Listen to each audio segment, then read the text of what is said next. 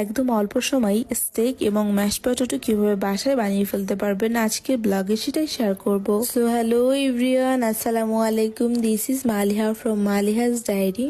তো স্টেকের জন্য আমি গরুর মাংসের এরকম কিছু পিস নিয়ে নিয়েছি। আসলে আমার কাছে স্টেকের জন্য বড় সাইজের পিস ছিল না, তো যার কারণে আমি এগুলো দিয়ে স্টেকটা বানানোর ট্রাই করছি। তো মশলাগুলো যাতে মাংসের ভিতরে খুব ভালোভাবে ঢোকে এর জন্য মিট হামারের কাজটা আমি আপাতত কাঁটা চামচ দিয়ে চালিয়ে নিচ্ছি। তো এরপর এখানে আমি অ্যাড করছি লবণ, ব্ল্যাক পেপার। এবার এটাকে খুব ভালোভাবে একটু মেখে নিব। নেওয়ার পর একটা প্যানে হালকা পরিমাণ একটু তেল নিয়ে মাংসগুলো দিয়ে দিব। এবার এটাকে হালকা একটু ফ্রাই করে নিতে হবে, একদম হালকা ফ্রাই আর কি যেটাকে বলে। হালকা ফ্রাই বলতে এটাকে জাস্ট 2-3 মিনিট একটু হালকা ভাজা ভাজা করার পর একটু যখন হালকা কালার চলে আসবে একটা ইয়েলো টাইপের, তখন এখানে আমি অ্যাড করছি বাটার, যেটা হচ্ছে মোস্ট ইম্পর্টেন্ট জিনিস। তো এখানে আমি একটু আমার পরিমাণ মতো যতটুকু মনে হচ্ছে আমি একটু বেশি করে একটু বাটার দিয়ে নিচ্ছি আর কি। এবার হচ্ছে স্টেকের ফ্লেভারের জন্য এই রসুনটা কিন্তু এটা সবার বাসাতেই থাকে, তো এটা মাস্ট দেয়া ট্রাই করবেন, কারণ এটা এত সুন্দর একটা স্মেল ছড়ায় যার কারণে স্টেকটা খেতে ভীষণ ভালো লাগে। তো মেইনলি বাটার অ্যান্ড রসুন এই দুটো স্মেলের জন্য স্টেকটা একদম পুরোপুরি পারফেক্ট হবে। তো যাই হোক, এখানে আমি চলে আসলাম ম্যাশ পটেটো রেডি করার জন্য। এখানে নিলাম আমি সেদ্ধ আলু, এরপর আমি দিলাম লবণ, ব্ল্যাক পেপার একটু পরিমাণ মতো আর কি।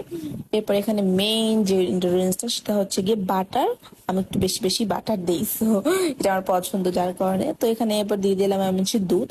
এরপর কিছু না, জাস্ট 3-4 মিনিটের মতো ব্লেন্ড করে নিলেই হয়ে যাবে। ম্যাশড পটেটো রেডি করা খুবই ইজি যদি প্রত্যেকটা ইনগ্রিডিয়েন্টস আপনার হাতের কাছে থাকে তাহলেই। তো এই তো আমার ম্যাশড পটেটো একদম রেডি। এটা এত পারফেক্ট হয়েছে, I can not believe it. এটা এত মজাও হয়েছে, সো একদম পারফেক্টলি এটা আমি রেডি করতে পেরেছি। অ্যান্ড স্টেকটাও আমার এদিকে একদমই রেডি। এটা আমি সার্ভ করে নিলাম।